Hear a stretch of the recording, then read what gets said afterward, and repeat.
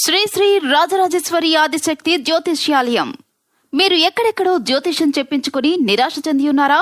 అయితే ఒకే ఒక్కసారి గురువు గారికి ఫోన్ కాల్ చేయండి. దూర ప్రాంతాల్లో ఉన్న వారికి ఒకే ఒక్క ఫోన్ ద్వారా వెంటనే పరిష్కారం చెప్పబడును.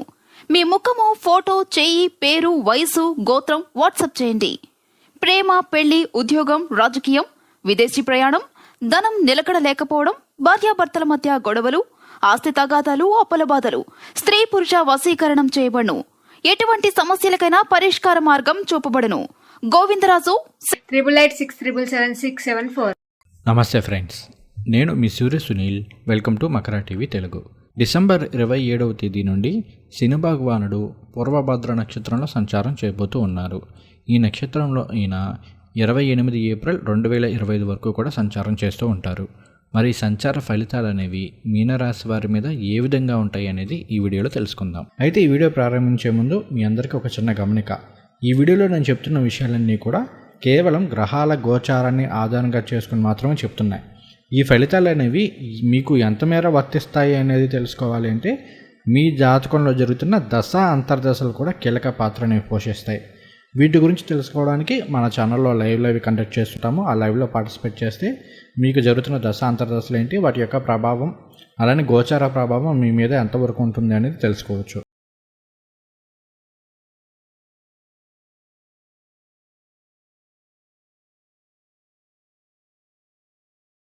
ఫస్ట్ ఆఫ్ ఆల్, పూర్వభద్ర నక్షత్రం అనేది గురువు గారికి సంబంధించిన నక్షత్రం. పూర్వభద్ర, ఉత్తరభద్ర ఈ రెండూ కూడా ఏంటి అంటే ఆధ్యాత్మికపరమైన విషయాలకు సంబంధించి, లైఫ్ ట్రాన్స్ఫర్మేషన్కి సంబంధించిన విషయాల్లో చాలా హై ఎనర్జీని కలిగి ఉన్న నక్షత్రాలు.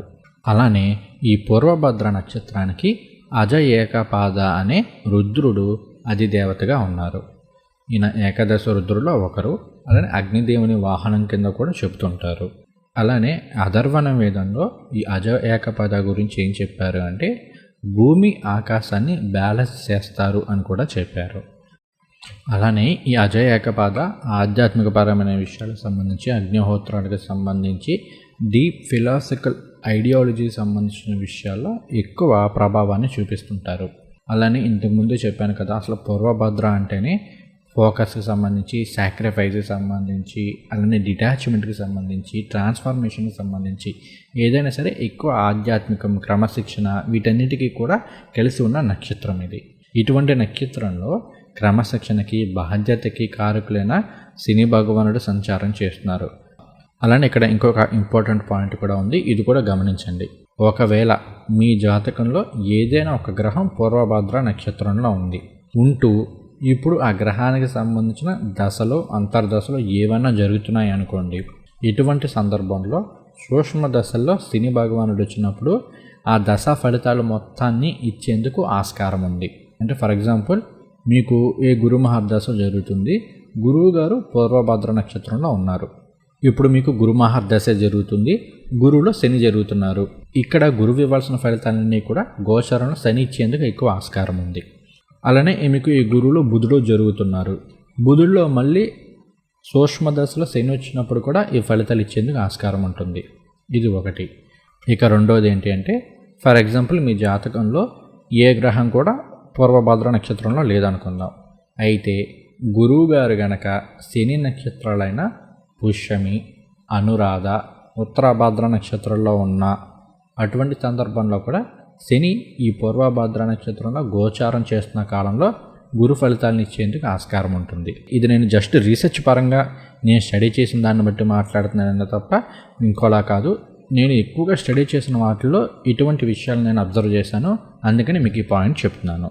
నెక్స్ట్, ఇంకా మీ జాతకంలో ఇలాంటివి ఏమీ లేవు. ఇక్కడ ఏ గ్రహం కూడా గురువు గారికి సంబంధించిన పూర్వభద్ర నక్షత్రంలో లేదు. అలానే గురు మహర్దశలు ఏవి జరగట్లేదు. మరి మీకు ఫలితాలు ఎలా ఉంటాయి అంటే ఇక్కడ మనం పూర్తిగా గోచారాన్ని ఆధారంగా తీసుకొని చెప్పుకోవాలి. అవి ఏంటి అనేది ఇప్పుడు తెలుసుకుందాం. ప్రస్తుతం మీనరాశి వారికి శని భగవానుడు 12వ స్థానంలో సంచారం చేస్తూ ఉన్నారు. మార్చి 30, 2025 వరకు కూడా అందులోనే సంచారం చేస్తుంటారు. కాబట్టి నేను మేజర్గా 12వ స్థానానికి సంబంధించిన ఫలితాలని చెప్తున్నాను.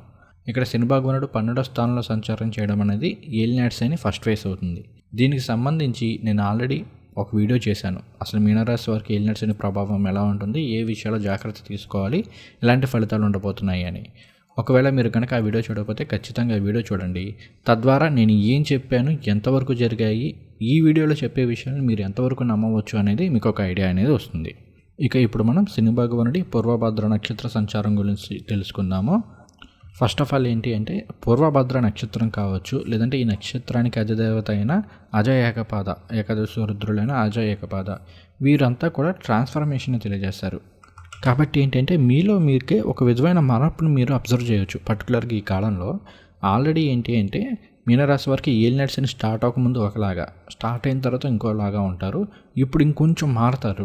ముఖ్యంగా ఏంటంటే మీ జన్మరాశిలోకి శని భగవానుడి యొక్క సంచారం జరగబోతుంది కాబట్టి నెక్స్ట్ ఇది ఏమవుతుందంటే దానికి మిమ్మల్ని ప్రిపేర్ చేస్తుంది. సైకలాజికల్గా మీ బిహేవియర్ని వీటిని మారుస్తుంది. మీరు అబ్జర్వ్ చేసుకోండి. నేను చాలామంది దగ్గర చాలా చార్ట్స్లో, ముఖ్యంగా మీనరాశి వారికి సంబంధించిన చార్ట్స్లో నేను ఇది అబ్జర్వ్ చేశాను. ఏలినాటి శని స్టార్ట్ అవ్వకముందు ఒకలాగా, ఏలినాటి శని స్టార్ట్ అయిన తర్వాత ఒకలాగా, ఇప్పటికి వచ్చేసరికి ఇంకొక విధంగా మీ మెంటాలిటీ అనేది ఉంటుంది. మెచ్యూర్డ్ అవుతుంది. అసలు సమాజం ఏంటి ఇవన్నీ కూడా మీకు తెలుస్తూ ఉంటాయి.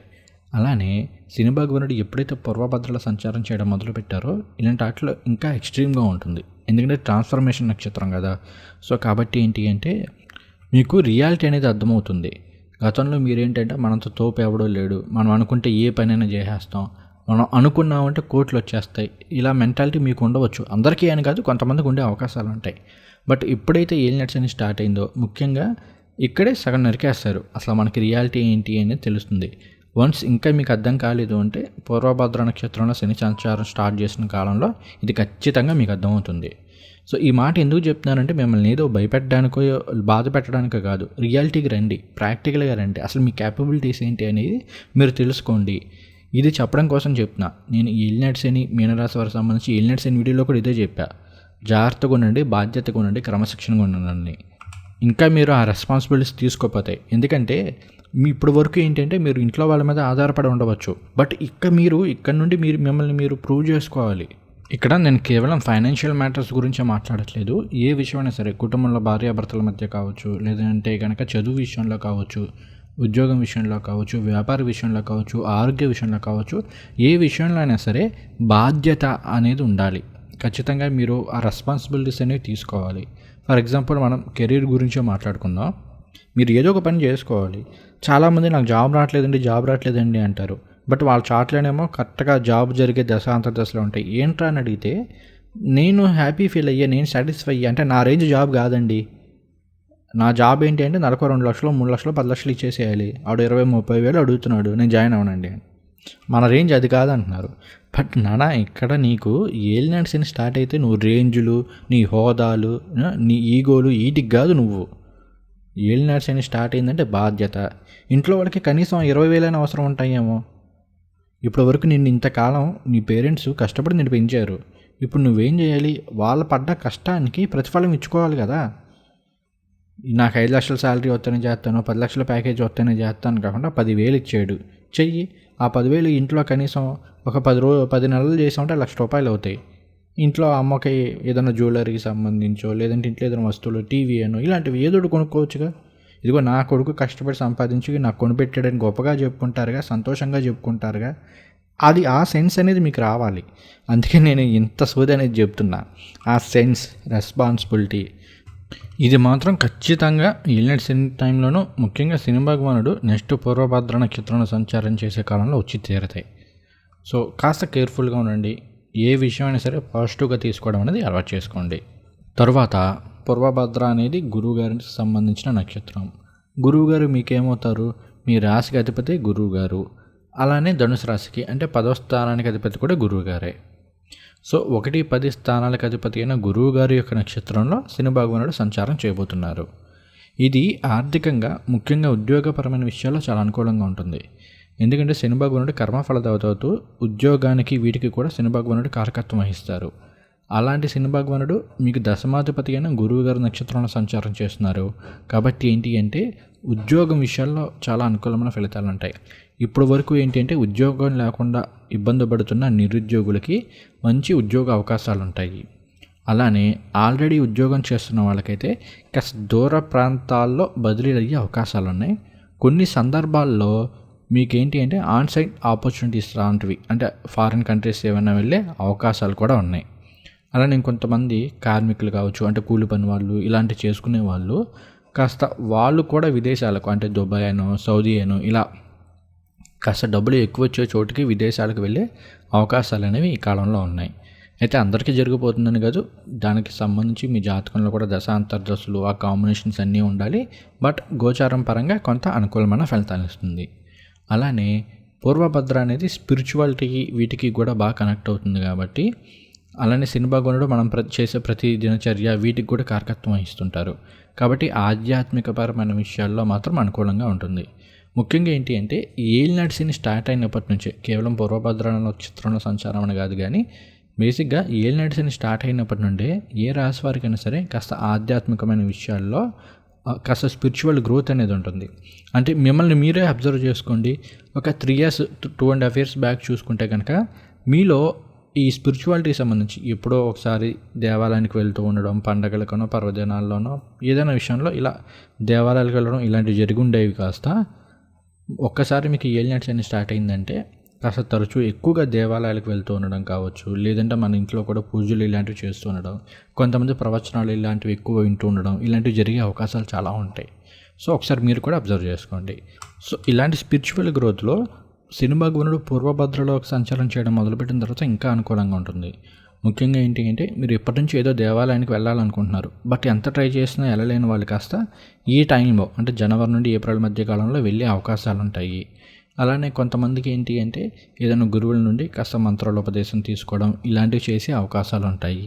ఇంకొంతమంది ఈ ఆధ్యాత్మికపరమైన విషయాల్లో ఎక్కువగా పాల్గొనడం, అంటే మనకి నెక్స్ట్ శివరాత్రి వస్తుంది, అలానే శ్రీరామనవమి ఉంది, ఇలాంటి పండగలకు సంబంధించి పందిర్లు వేయడమనో లేదంటే అక్కడ దేవాలయ కార్యక్రమాలకు సంబంధించి కాస్త పార్టిసిపేట్ చేయడమనో ఇలాంటివి చేసే అవకాశాలు అయితే ఉంటాయి. ఇక తర్వాత మ్యారేజ్ లైఫ్ వీటికి సంబంధించి కూడా ఒక విషయం చెప్తాను. నేను ఆల్రెడీ స్టార్టింగ్లోనే చెప్పాను, భార్యాభర్తలు కావచ్చు లేదంటే వివాహానికి సంబంధించిన విషయాల్లో బాధ్యతగా ఉండాలని. సో ఇక్కడ బాధ్యతతో పాటుగా ఏంటి అంటే మీ కోరికలు, పూర్వభద్ర అనేది ట్రాన్స్ఫర్మేషన్ వస్తుందని చెప్పాను కదా. సో కొన్ని సందర్భాల్లో ఎలా ఉంటుందంటే మీలో ఉన్న విపరీతమైన కోరికల్ని అణుచుకోవడం కదా, యాక్చువల్లీ మార్చుకోవాలి. అంటే ఈ మాట ఎందుకన్నానంటే కొంతమందికి వాళ్ళకి జరుగుతున్న దశ అంతస్తులు అనుకూలంగా లేకపోవడం వలన మ్యారేజ్ అనేది డిలే అవుతూ ఉండవచ్చు. ఇది ఆ దశలు వచ్చినప్పుడు అయిపోతుంది. కొంతమందికి కరెక్ట్గా మ్యారేజ్కి సంబంధించిన దశే జరుగుతుంటుంది, బట్ మ్యారేజ్ అవ్వదు. ఏంట్రా అని చూస్తే వీళ్ళకుంటే కోరికలు. కొంతమంది ఏమో చక్కగా ఏమండి ఫైనాన్షియల్గా కాస్త సెటిల్ అయిన తర్వాత పెళ్లి చేసుకుందాం అనుకుంటున్నాను, ఇప్పుడు వచ్చిన పర్సన్ నేను హ్యాపీగా చూసుకోవాలి కదా అనుకుంటారు. ఇది మంచిది. కానీ కొంతమంది కోరికలు ఉంటాయి. అంటే నాకు గవర్నమెంట్ జాబ్ ఉన్న పర్సన్ రావాలండి, లేదంటే అమ్మాయి ఇలా ఉండాలి, లేదంటే అబ్బాయి ఇలా ఉండాలి, ఇలా కొన్ని కోరికలు ఉంటాయి. కోరికలు ఉండడంలో తప్పేం లేదు, బట్ ఆ కోరికల్లో రియాలిటీ ఎంత ఉంది, సో అది కూడా మనం చూసుకోవాలి కదా. మనం రియాలిటీలో ఆలోచించకుండా ఏదో ఫ్యాంటసీస్లో ఉంటూ ఇలా అయిపోవాలి అలా అయిపోవాలి అంటే జరగదు.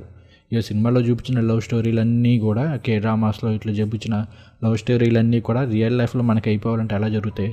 జరగవు కదా. సో రియాలిటీగా ఉండడానికి ట్రై చేయండి, ఇటువంటి మెంటాలిటీ అనేది వస్తుంది. కాబట్టి ఏంటంటే మ్యారేజ్ వీటిల్లో కూడా పర్వాలేదు, అనుకూలంగానే ఉంటుంది. 11 అనేది మరలా కామస్థానం అవుతుంది కదా, 3, 7, 11 కామస్థానాలు అవుతాయి. ఆయన శని భగవానుడు అయ్యుతూ ఆయన 12లో ఉన్నారు కాబట్టి కాస్త మ్యారేజ్ అయ్యేందుకు ఆస్కారం అయితే ఉంది. అలానే ఎప్పుడు మ్యారేజ్ అయింది కాస్త ఏలినాటి శని పీరియడ్ స్టార్ట్ అయిన తర్వాత అంతకు ముందు నుంచో కాస్త భార్యాభర్తలు సపరేట్గా ఉంటున్నారు. దానికి గల కారణాలు ఏమైనా ఉండవచ్చు. బట్ శని భగవానుడు పూర్వభద్రలో సంచారం చేసినప్పటి నుండి ఏంటి అంటే వాళ్ళలో ఒక ఇది వస్తుంది, అది పెళ్లి చేసుకున్నాము, ఎందుకు దూరంగా ఉంటున్నాము, ఏ కారణం, ఏదైనా సరే తప్పేదో అయిపోయింది, జరిగింది ఏదో జరిగిపోయింది, లివ్ ఇట్, మళ్ళీ మనం ముందుకు సాగుదాం, మళ్ళీ కలుద్దాము, ఇలాంటి ఆలోచనలు కాస్త పాజిటివ్ ఆలోచనలు వస్తాయి. తద్వారా భార్యాభర్తలు మళ్ళీ కలిసే అవకాశాలు ఇలాంటివి కూడా కాస్త ఈ టైంలో వచ్చే అవకాశాలు ఉన్నాయి. బట్ దానికి మళ్ళీ మీ దశ అంతర్దశలు అనేవి సపోర్ట్ చేయాలి, కానీ మిగిలిన టైంలో బాగానే ఉంటుంది. తర్వాత ఎడ్యుకేషన్ గురించి కూడా మాట్లాడుకోవాలి. ఎందుకంటే శని భగవానుడు 12వ స్థానంలో ఉంటే 9వ స్థానాన్ని వీక్షిస్తుంటారు కాబట్టి ఎడ్యుకేషన్ వీటిలో బాగుంటుంది. ముఖ్యంగా ఏంటంటే విద్యార్థులు కొంచెం కష్టపడి చదవగలిగితే కనుక చాలా మంచి రిజల్ట్స్ వచ్చే అవకాశాలు ఉన్నాయి. పైగా ఇదంతా కూడా ఎగ్జామ్ సీజనే కదా రాబోతుంది, కాబట్టి కాస్త ఫోకస్ చేయండి. శని భగవానుడి గోచారం అనుకూలంగా ఉంది. ఫిబ్రవరి నుంచి మళ్ళీ గురువు గారు కూడా అనుకూలంగా ఉండబోతున్నారు కాబట్టి విద్యార్థులకి చాలా బాగుంటుంది. మంచి మార్కులతో పరీక్షల్లో ఉత్తీర్ణులయ్యే అవకాశాలు అయితే ఉన్నాయి. సో ఇది ఫ్రెండ్స్ మీనరాశి వారికి సంబంధించి. దీనిపై మీ అభిప్రాయాలను, సలహాలను, సూచనలను కాస్త కామెంట్స్ రూపంలో తెలియజేయడానికి ట్రై చేయండి. Thank you so much.